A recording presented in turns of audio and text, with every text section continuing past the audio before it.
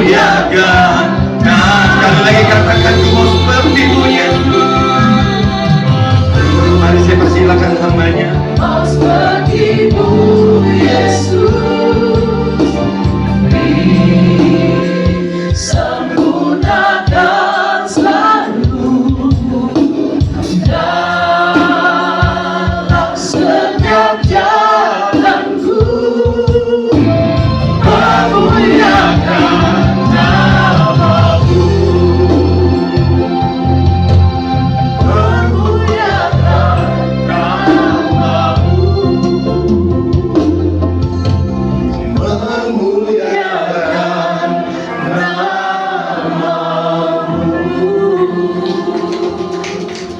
Tuhan, kami datang kepadamu, Engkau yang melimpahkan berkat kepada kami lewat berbagai kesaksian, lewat puji-pujian. Sekarang tiba saatnya Tuhan, kami ingin duduk diam di kaki-Mu. Tuhan, kiranya Engkau bersabda lewat hamba-Mu yang berdosa, terbatas dan sederhana ini. Pakai dia dengan leluasa, dan biarlah firman-Mu yang akan melimpahi kami semua. Terangi hati kami yang gelap ya Tuhan. Usir segala kegelapan di dalamnya, sehingga boleh digantikan dengan terang firman-Mu yang akan memberikan kami kekuatan dan pengharapan. Di dalam nama Tuhan Yesus Kristus kami berdoa. Amin. Silakan duduk.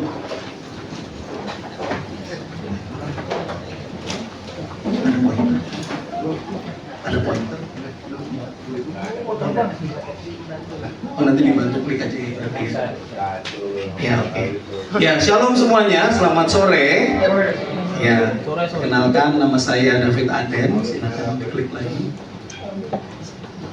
Kita akan merenungkan sebuah tema, tahta kasih karunia di tengah pencobaan. Dan nats Alkitab yang akan mendasari segala sesuatunya adalah dari Ibrani 4 ayat 14 sampai 16 berikutnya. Nah, saya perkenalkan diri saya dulu ya. Diklik lagi. Oke, langsung aja semuanya.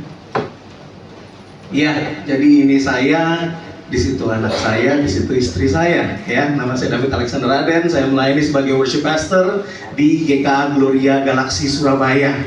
Jadi saya melayani di sana sebagai hamba Tuhan di bidang ibadah karena memang panggilan saya di bidang itu memang. Jadi selain juga sebagai hamba Tuhan atau pastor di bidang ibadah, saya juga aktif melayani sebagai WL dan juga konduktor paduan suara. Nah, ini nanti kami akan berangkat ke Manokwari untuk mengikuti Pasparawi Nasional. Saya konduktor paduan suara anaknya. Saya juga aktif di satu lembaga pelayanan yang namanya Wonders of Worship Ministry. Jadi kami berkeliling Indonesia sampai ke mancanegara juga untuk mengadakan pelatihan-pelatihan atau ceramah mengenai ibadah. Dan itu Instagram saya. Next. Nggak penting, yang penting ini ya. Mari kita baca bersama-sama. Saya izinkan saya untuk membacanya firman Tuhan pada sore hari ini. Diambil dari surat Ibrani ayatnya yang keempat, ayat pasal keempat ayat 14 sampai 16. Saya ambil dari TB2 ya, terjemahan baru yang versi kedua. LAI memberikan perikop Yesus sebagai imam besar. Jadi, karena kita sekarang mempunyai imam besar agung yang telah melintasi semua langit, yaitu Yesus anak Allah, baiklah kita berpegang teguh pada pengakuan iman kita. Sebab imam besar yang kita punya bukanlah imam besar yang tidak dapat turut merasakan kelemahan-kelemahan kita. Sebaliknya, sama seperti kita, ia telah dicobai, hanya saja ia tidak berbuat dosa. Sebab itu marilah kita dengan penuh keberanian menghampiri tahta anugerah, supaya kita menerima rahmat dan menemukan anugerah untuk mendapatkan pertolongan pada waktunya. Sedemikian jauh bacaan firman Tuhan. Yang berbahagia adalah kita yang tidak hanya mendengar, membaca, tapi juga menyimpan firman itu dalam hati kita, membiarkannya berakar dalam dan bertumbuh, berbuah dalam hidup kita hari pas hari. Saudara, mungkin Anda tidak kenal dengan orang ini. Namanya Bapak Rimba Tanung. Beliau adalah mantan kepala IGD di Rumah Sakit Umum Daerah Ansyari Saleh, Banjarmasin. Tapi izinkan saya bercerita sedikit tentang beliau. Pada tahun 2020 kita tahu semuanya bahwa kita sedang dilanda wabah COVID-19. Semuanya ingat bahwa bulan Maret semua gereja mulai tutup, kita beribadah di rumah. Kita menghadapi sebuah wabah yang kita tidak tahu apa itu. Bahkan pada saat kita menutup gereja pertama kali, ada sebuah seloroh gitu ya, paling ntar Paskah kita udah buka lagi. Begitu gitu ya, pada saat itu. Tetapi begitu korban jiwa satu demi satu, satu demi satu, satu demi satu, orang mulai berebut oksigen, orang mulai berebut tempat di rumah sakit, orang mulai berebut tempat di ICU. Saat itu kita menyadari, ini bukan sesuatu yang sederhana. Pada saat bulan Oktober 2020, akhirnya giliran keluarga kami tiba. Bapak saya batuk-batuk keras selama 1 minggu. Tapi kalau kami tidak heran, karena apa? Karena keluarga kami sudah mengenal Papa. Papa adalah mantan perokok berat. Sudah berhenti memang puluhan tahun, tapi kami tahu bahwa kalau beliau batuk emang lama ceritanya. Ditambah lagi beliau memang punya diabetes, sehingga ya wajar begitu ya. Seminggu setelah beliau sakit, kami mulai cemas. Anak-anaknya kebanyakan di Surabaya, hanya adik saya yang terkecil yang ada di Banjarmasin. Pada saat itu ya udah antar Papa ke rumah sakit ya. Waktu di rumah sakit di swab dan sebagainya, hasilnya positif. Segera saya bilang, kalau gitu Mama segera bawa ke rumah sakit juga. Malam itu, menit demi menit, dilaporin sama ipar saya, saturasi semakin menurun, tengah malam sudah diangkat 70, turun lagi, dan turun lagi. Dan pagi itu, Bapak saya tersengal-sengal, kami video call, saya berdoa, tumpang tangan dari jauh, berdoa buat Papa matanya cuma begini. Dia sudah tidak bisa berkata-kata, hanya matanya masih mengikuti. Tidak lama kemudian Mama saya masuk dari IGD, baru ke bagian kamar, masuk di kamar yang sama. Dan Papa terpaksa harus masuk ke ICU karena harus dipasang ventilator. Seharian itu kami berdoa, seharian itu kami berseru kepada Tuhan. Dan malam itu, pada saat hampir jam 12 malam, saya nggak bisa tidur, saudara. Saya cuci piring. Saya kalau bisa tidur, saya cuci piring. Bagus juga ya. Kenapa nggak ngepel sekalian gitu? Saya cuci piring dan saya berdoa sama Tuhan. Tuhan, jangan sekarang dong Tuhan. Jangan sekarang Tuhan. Saya belum sempat beliin rumah buat Papa. Saya belum sempat menolong mereka di masa yang sulit ini. Tapi jawaban Tuhan berbeda. Beberapa menit kemudian, tidak sampai setengah jam, datang telepon dari Bapak Rimba Tanung yang mengatakan bahwa David, mohon maaf, Papa sudah berpulang. Saudara, di mana letak dari peran Bapak Rimba Tanung ini?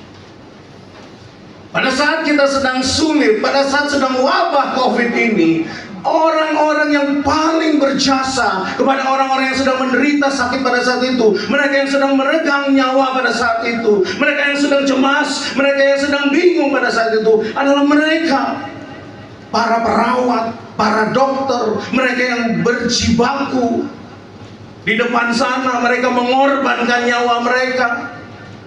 Mereka bekerja siang malam. Bahkan beliau juga, ya karena beliau mantan penatua di gereja kami, karena pertolongan beliau lah mama papa saya juga bisa dapat ruang pada saat itu.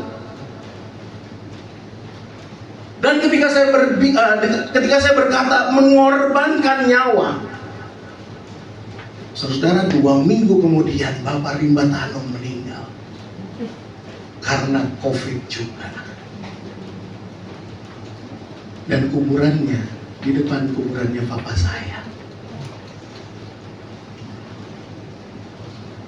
Bapak Ibu, pada saat mereka masuk ke ruang berbahaya pada saat kita tidak bisa menghadiri. Pada saat itu saya hanya memandang dari jauh waktu ayah saya dikuburkan, melihat dari kejauhan dengan segala APD dan sebagainya.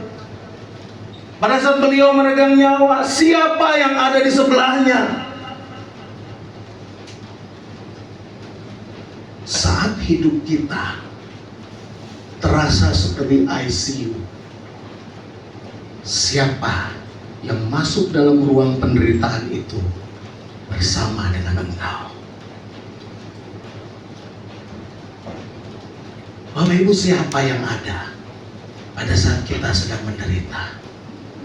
Siapa oknum yang ada bersama-sama dengan kita? Berikutnya, saat kita sedang menderita, saat kita sedang susah, siapa yang ada di sebelah kita?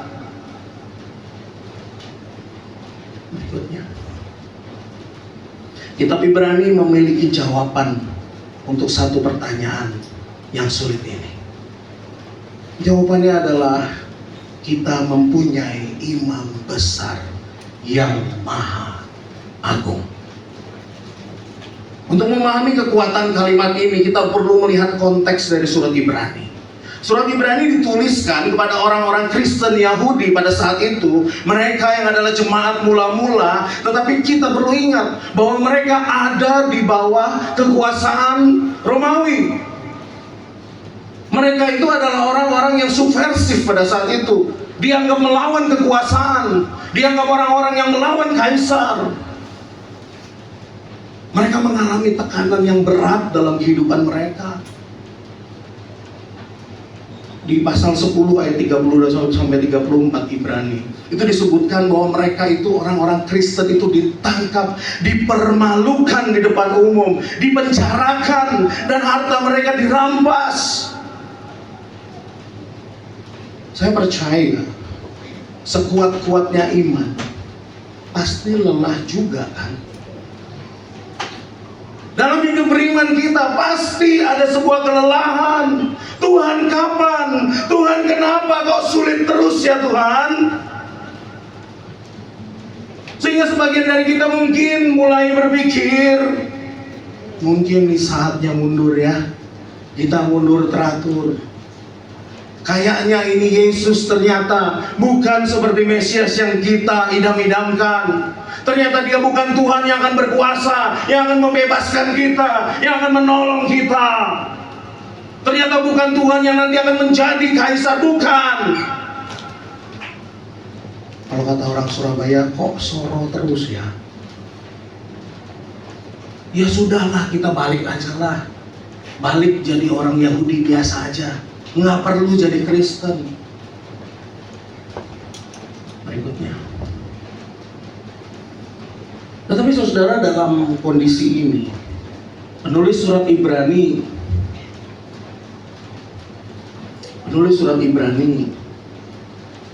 tidak menawarkan teknik manajemen stres rohani. Sering kita mendengar ya pengkhotbah, alih-alih mengkhotbahkan tentang kekuatan Kristus, tentang iman di dalam Kristus, tentang pengharapan di dalam Kristus, malah menawarkan manajemen stres gitu ya, motivasi gitu. Kita harus berpikir positif begitu ya. Tapi penulis Ibrani tidak melakukan ini, saudara. Penulis Ibrani mengarahkan mata orang Yahudi pada saat itu kepada Kristus. Kristus yang lebih unggul dari segalanya. Dia yang lebih besar dari malaikat. Dia yang lebih besar daripada Musa. Dia yang lebih besar daripada Harun. Dan di tengah tekanan, alih-alih menawarkan kita balik aja deh ke sistem lama, kita balik aja deh ke iman kita yang biasa-biasa aja, kita nggak usah deh susah-susah jadi orang Kristen, hidup kudus, hidup dengan kasih,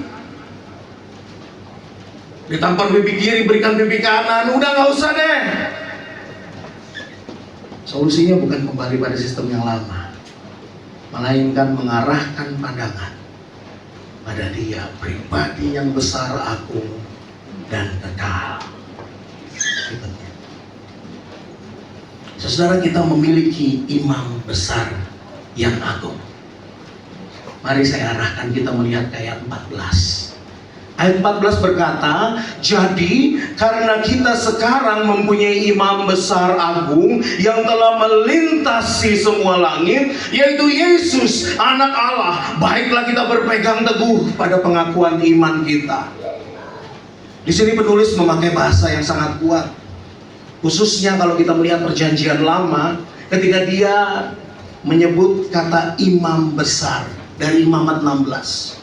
Saudara, pada saat perjanjian lama, imam besar itu hanya boleh masuk ke dalam ruang yang maha kudus hanya sekali setahun. Pada saat hari pendamaian, masing-masing ada gilirannya. Diundi, lalu ketika dapat giliran, mereka mempersiapkan diri dengan berpuasa, menguduskan diri dan sebagainya. Bahkan harus siap-siap mati, saudara. Imam besar pada saat itu, kakinya diikat tali sebelum dia masuk ke dalam ruang yang maha kudus. Karena kalau dia saat itu mati, maka tidak boleh diambil, harus ditarik tali. Imam besar pada saat perjanjian lama membawa darah korban persembahan untuk menggantikan dosa umat. Padahal dia sendiri adalah manusia yang juga sama-sama lemah dan berdosa. Ruang yang maha kudus dipisahkan oleh tirai. Tirai itu memisahkan hadirat Allah dari hadirat umat. Akses itu terbatas, akses itu sementara dan penuh dengan ketegangan.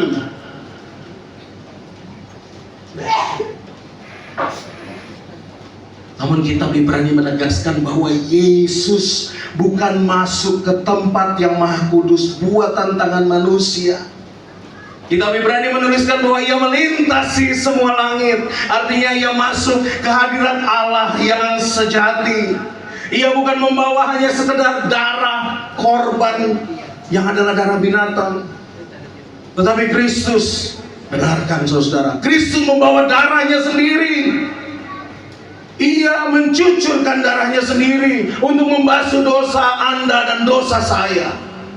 Ia memberikan nyawanya untuk menggantikan kita yang seharusnya menerima murka Allah.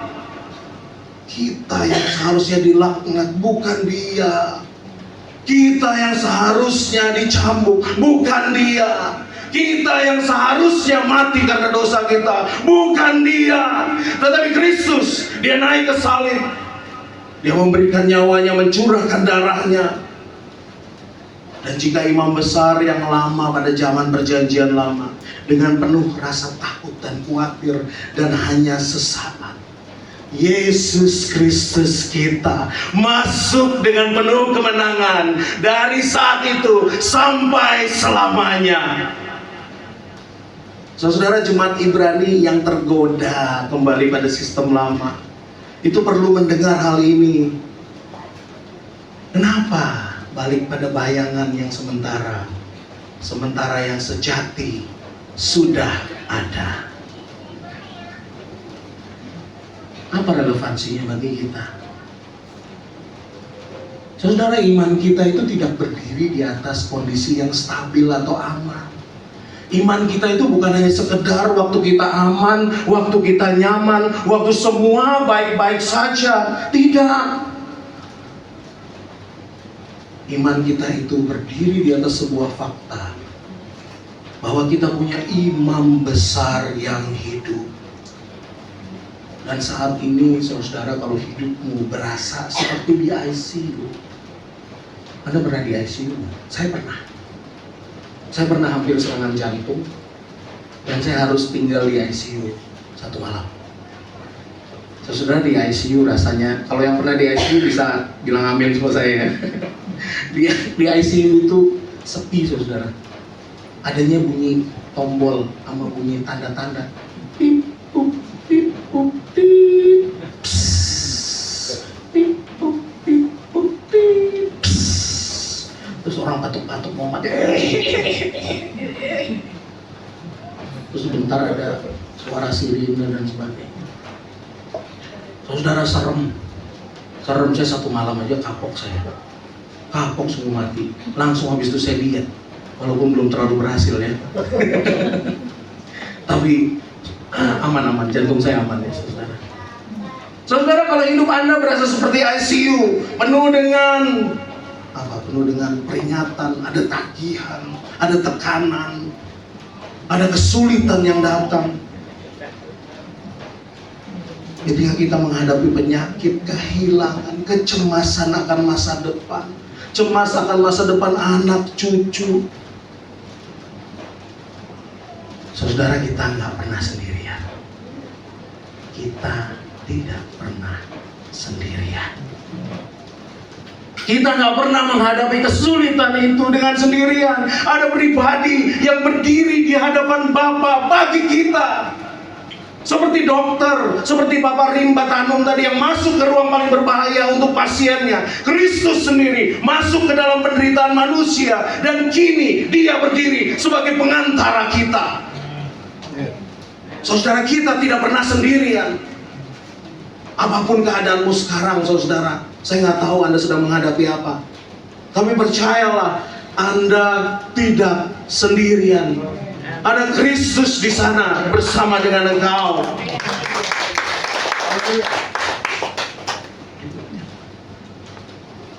Di ayat 15 berikutnya dilanjutkan dengan kalimat yang sangat menguatkan. Sebab imam besar yang kita punya bukanlah imam besar yang tidak dapat turut merasakan kelemahan-kelemahan kita. Sebaliknya, sama seperti kita, ia telah dicobai, hanya saja ia tidak berbuat dosa.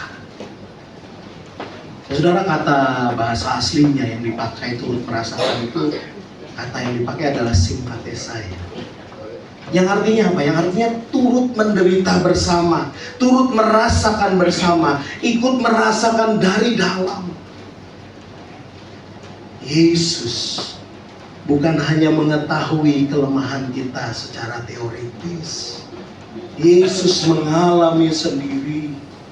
Yesus pernah lapar di padang gurun, dia berpuasa 40 hari 40 malam. Yesus pernah ditolak orang-orang kampungnya, dibilang ini siapa sih are iki gitu kan. Ini kan anaknya tukang kayu itu. Dia ditolak, saudara. Jadi kalau ada ditolak, jangan heran. Tuhan tahu rasanya ditolak. Apalagi kalau cuma nggak dibaca chatnya gitu kan.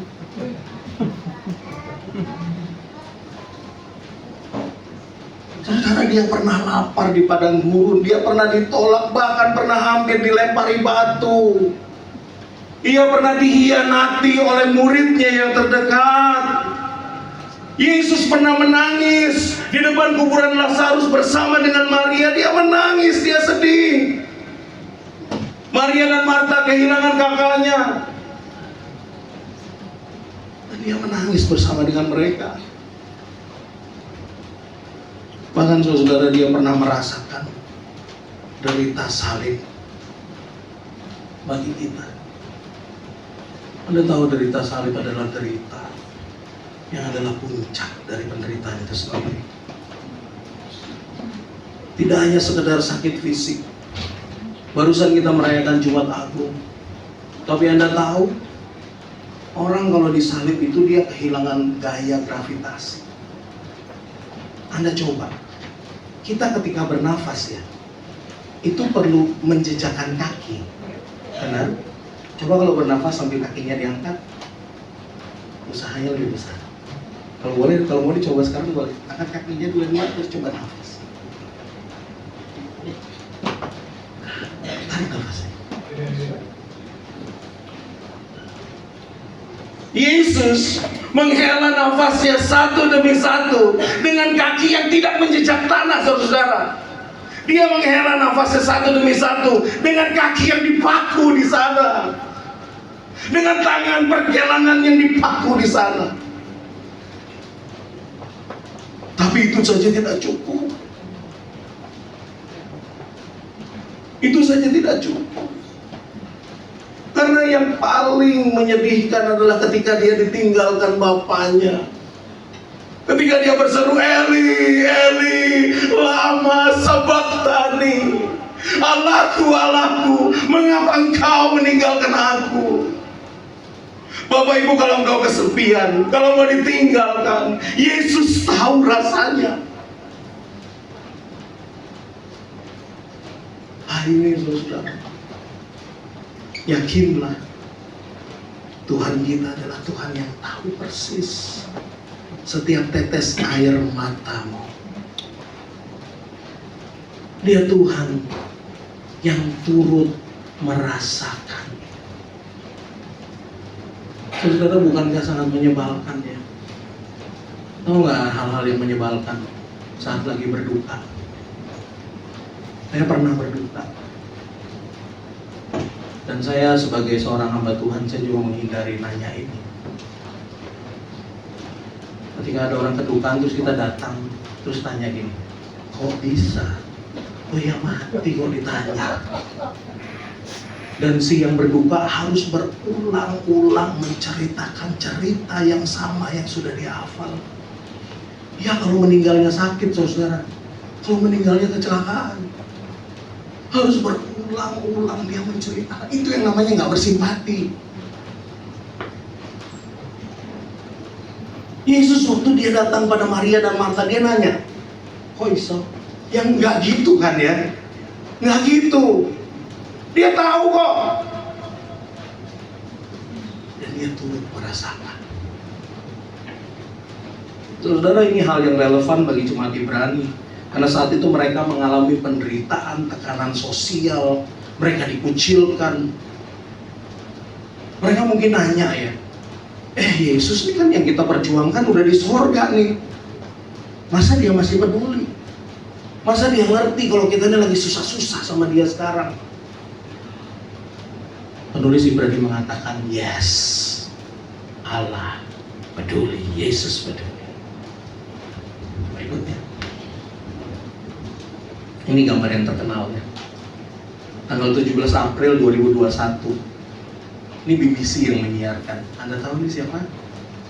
Ini Ratu Elizabeth yang kedua. Dia duduk sendirian di kapel St. George pada saat pemakaman suaminya. Karena sedang pembatasan COVID-19, dia duduk sendirian. Anda tahu nggak Ratu Elizabeth itu siapa? Ratu Elizabeth itu adalah lambang kekuasaan, salah satu yang paling kuat di dunia. Pernah dengar nggak istilah the sun never sets on British Empire? Matahari tidak pernah terbenam di kerajaan Inggris. Sampai hari ini Inggris dengan kebudayaannya, dengan kuasa koloninya, bekas-bekas jajahannya, menyatakan sebuah simbol stabilitas sebuah bangsa, menyatakan sebuah simbol kuasa, simbol kekuatan, simbol monarki yang solid. Tapi hari itu dia duduk hanya sebagai seorang istri yang sudah kehilangan suaminya, di mana mereka sudah bersama 73 tahun. Bapak Ibu, sekaya apapun Anda, sepowerful apapun Anda, status itu nggak akan menghapus air mata. Demikian kita juga, usia, pengalaman pelayanan, kedewasaan rohani, harta, itu nggak buat kita kebal sama kesepian dan rasa takut, saudara. Kita semua sama di hadapan Allah. Tapi kabar baik dari Ibrani ada di sini. Sekali lagi, pesan saya malam ini, kita punya imam besar yang mengerti. Kita punya imam besar agung yang hadir bersama dengan kita. Ia bukan Allah yang jauh dan tidak tersentuh, tapi Dia Allah yang berjalan bersama-sama dengan kita, melampaui lembah kegerintaan, melampaui lembah kekelaman. Dan kini belas kasih-Nya tetap ya dan amin bagi kita. Saudara, Dia hadir bagi kita. Gadamu dan tongkatmu, itulah yang menghibur aku. Saudara, karakternya, kekuatannya, kuasanya, siapa dia, itulah yang jadi sumber kekuatan bagi kita. Oleh karena itu, marilah kita menghampiri Dia dengan penuh keberanian. Karena kita memiliki imam besar agung yang turut merasakan kelemahan kita. Ayat 16 menyimpulkan dengan satu ajakan yang sangat penting.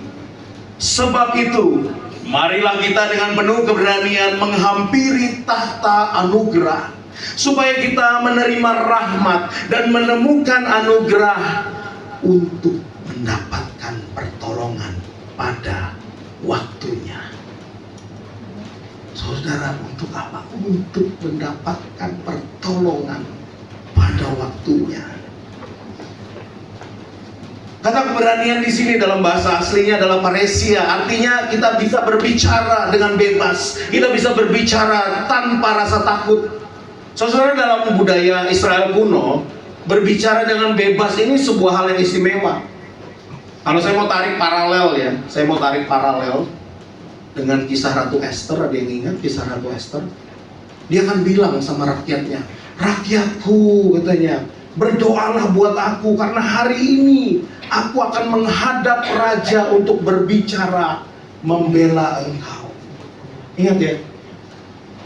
Karena walaupun dia seorang ratu, ketika dia sedang menghadap raja tanpa dipanggil, maka apapun yang bisa merusak mood raja akan menyebabkan kematiannya. Dan penulis Ibrani di sini memakai kata yang sama, keberanian untuk berbicara kepada Tuhan, keberanian untuk bisa datang pada Tuhan. Apapun kondisimu, apapun kekhawatiranmu, apapun ketakutanmu, datang sama Tuhan dengan berani.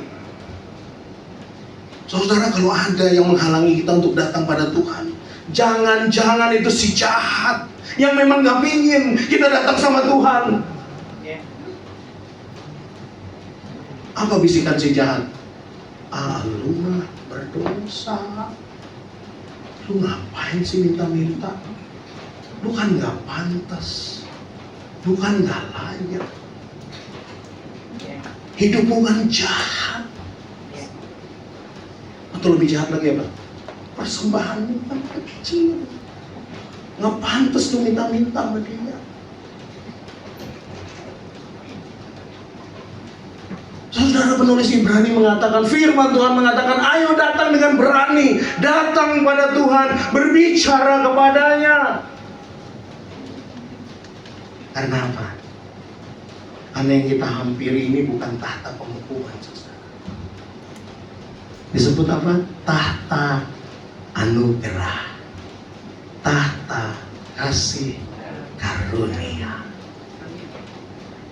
Buat orang-orang Ibrani yang saat itu hampir mundur karena stres, karena tekanan, solusi yang diberikan penulis Alkitab saat itu bukan menjauh dari Allah karena merasa tidak layak, melainkan ayo mari datang mendekat pada Tuhan. Tahta anugerah bukanlah tahta penghukuman bagi orang percaya. Tahta kasih karunia adalah tahta anugerah yang Anda dan saya boleh datang kepadanya. Untuk apa? Untuk mendapatkan pertolongan. Ada amin, saudara? Amin. Datang padanya. Datang padanya. Saudara, tanggal 15 Januari 2009, pesawat US Airways Flight 1549 itu kehilangan kedua mesinnya karena nabrak burung, saudara. Jadi ada filmnya, ada search filmnya kalau Netflix atau apa. Search film judulnya Sully, gitu ya. Nah, waktu itu si kapten punya waktu hanya 208 detik untuk mengambil keputusan. Nah, ia gak ragu, dengan penuh keberanian ia memutuskan untuk mendarat di Sungai Hudson. Hasilnya apa, saudara? 155 penumpangnya selamat. Laporan resmi menjelaskan bagaimana keputusan yang tepat cepat itu menyelamatkan seluruh penumpang. Bapak Ibu, dalam hidup kita ya, dalam hidup kita ada momen-momen 208 detik ini, saudara. Ada momen-momen ini saat kita mendengar diagnosa kesehatan kita, saat ada kabar duka datang menyengat, atau ada satu kesulitan, keputusan yang sangat sulit untuk bisa diambil. Ini momen-momen 208 detik itu. Saya nggak tahu Anda pernah mengalami apa enggak ya. Tapi kalau saat itu datang, firman Tuhan berkata, bukan begini, be strong. Bukan itu. Positif aja, enggak gitu. Firman Tuhan jelas. Undangannya adalah datanglah pada Tuhan. Karena saudara-saudara, keberanian kita itu bukan bersumber dari kekuatan diri. Keberanian kita itu bukan bersumber dari apa yang kita punya, tetapi dari akses yang sudah dibuka oleh Kristus. Karena kita bisa datang pada tahta kasih karunia untuk menerima rahmat, menemukan kasih karunia tepat pada waktunya. Tirai itu sudah runtuh pada saat Kristus mati. Anda ingat apa yang terjadi di bait Allah? Bait Allah terbelah dua tirainya. Artinya apa? Pembatas itu sudah runtuh. Anda dan saya boleh datang langsung kepadanya, karena Dia sudah membayar hutang dosa yang seharusnya menjadi bagian kita. Kita boleh datang dengan bebas kepada tahta kasih karunia untuk menerima rahmat dan menemukan kasih karunia tepat pada waktu Tuhan. Oleh karena itu saudara, ayo, jangan gak percaya diri kalau sama Tuhan. Datang sama Tuhan. Datang apa adanya. Just as you are, come to Him. Jangan biarkan si jahat terus-menerus menarikmu ke bawah, menghalangimu, berkata bahwa engkau tidak layak. Jangan percaya. Kalau engkau masih percaya, percuma Dia mati untukmu.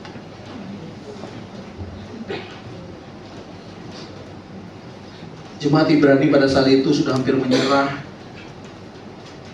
Penulis gak menyalahkan mereka, tapi yang mengangkat mata mereka kepada Kristus. Pandanglah pada Yesus.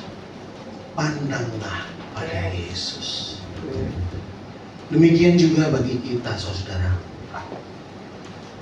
Bapak Ibu, kita gak selalu menang. Kita nggak selalu sukses. Nggak semudah bacotnya motivator. Nggak segampang itu hidup. Tapi Yesus, Alkitab mencatat bahwa Dia menang di padang gurun. Dan kita punya Dia yang telah menang, dan Dia kini berdiri bagi kita. Saudara, Prapaskah, Jumat Agung, dan Paskah mengingatkan kita bahwa Yesus berjalan menuju salib. Salib itu bukan hanya tempat penderitaan. Salib itu juga akses kita kepada Allah. Tirai yang dulu memisahkan kita kini telah terbelah. Kita tidak lagi berdiri dari jauh, tetapi kita diundang untuk mendekat. Pandanglah pada Yesus. Pandanglah pada Yesus. Boleh saya minta pemusik mainkan F? Anda mungkin tahu lagu ini. Kalau Anda tahu, mari kita arahkan hati kita pada Tuhan. Tapi kalau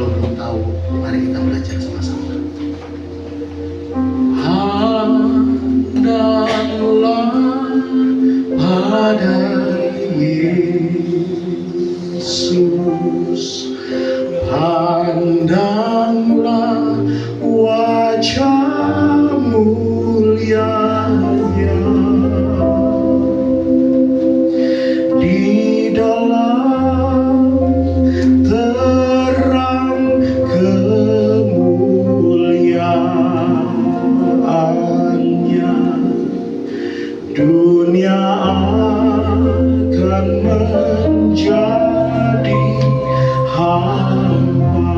Mari saudara angkat suara, pandanglah pada Yesus. Pandanglah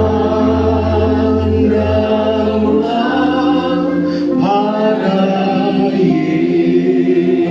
Yesus. Pandanglah wajah mulianya. Arahkan pandanganmu padanya. Di dalam terang kemuliaannya, dunia akan menjadi hamba. Saudara, hari ini jikalau firman ini boleh mengingatkan Anda untuk kembali kepada Yesus, taruh tanganmu di dada. Tuhan, ini aku dulu takut Tuhan. Tuhan, ini aku dulu malu Tuhan. Karena aku orang berdosa, aku merasa tidak layak. Tuhan, aku tidak pantas Tuhan. Tapi hari ini firman Tuhan berkata kepadamu, pandang pada Yesus, pandang pada Dia, Imam besar yang maha agung, yang telah melintasi segala langit. Imam besar yang turut merasakan penderitaanmu. Imam besar yang telah menang bagimu. Taruh tanganmu di dada. Katakan, Tuhan, ini aku. Aku gak mau takut lagi Tuhan. Aku gak mau kalah lagi Tuhan.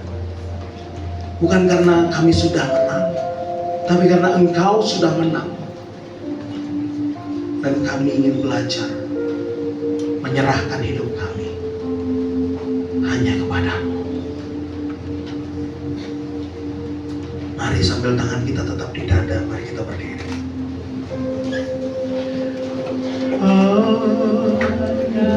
Pandanglah pada Yesus, pandanglah wajah mulianya. Di dalam terang kemuliaannya, dunia akan menjadi hamba. Dengan penuh iman angkat tanganmu, katakan, pandanglah pada Yesus. Pandanglah pada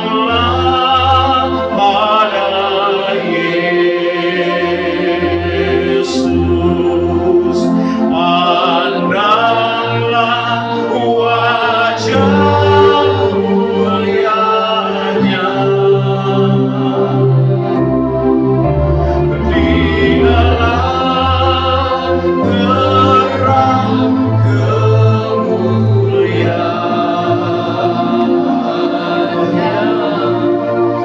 dunia akan menjadi hamba. Izinkan saya berdoa untuk Anda. Tuhan Yesus, Imam besar kami yang maha agung, terima kasih karena Engkau telah menolong kami untuk bisa datang kepadamu dengan penuh keberanian malam hari ini ya Tuhan. Engkau sudah masuk ke dalam penderitaan kami. Engkau sudah membuka jalan bagi kami kepada Bapa. Tuhan, kami lelah, kami takut, tapi ajari kami untuk tidak mundur Tuhan. Tetapi kami boleh datang dengan berani menghampiri tahta kasih karunia-Mu. Berikan kami rahmat, berikan kami kasih karunia-Mu. Pertolongan-Mu tepat pada waktunya. Amin. Karena kami mohon semuanya ini di dalam nama Tuhan Yesus Kristus. Biar semua yang percaya katakan amin. Silakan.